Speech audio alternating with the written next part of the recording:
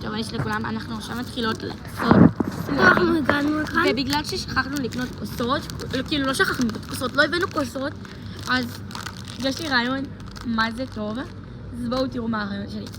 פתחתי כבר, עשיתי חוק קטן, ואנחנו נפתח עכשיו רגע את ה...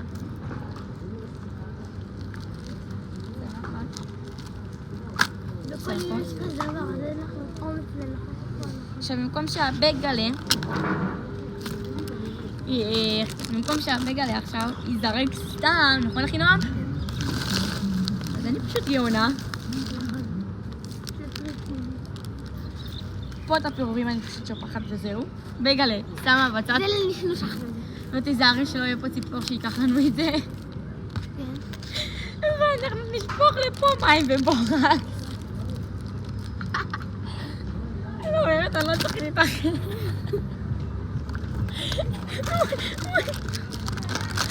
יש לי ילד מהגדה שלי שהיה איתי. קחי, תחזיקי. ועודך. מה את צוחקת? כי מפגרת. אוי.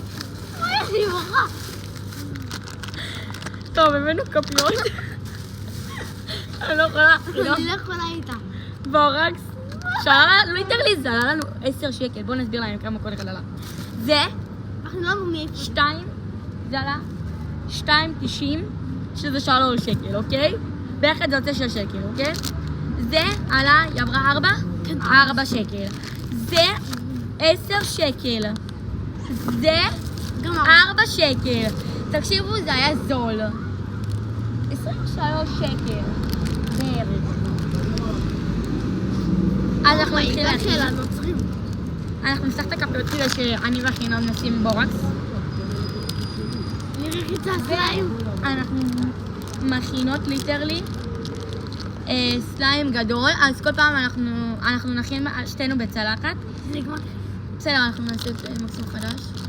יהיה כמה חלקים בטוח בטוח. תעצרי רגע, תשמרי לי. ספרי להם.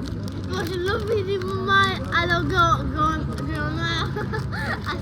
הלכה לי שם, אמרה לי, תפתח לי את זה. אמרתי, אתה יכול לפתוח לי את זה? זה פתח. וואי, זו בדיחה לא נורמלית. מה? אחלה בדיחה. אחינום, ממילא משעמם לך מדי פעם. אולי נשים בצלחת את הזה, בורקס והמים? בצלחת, ריקה, נשים בורקס ומים. מה, אחרי כל זה את נורמל? רוצה? במקום שהשקית תעוף לנו? בואי, נראה לי כך.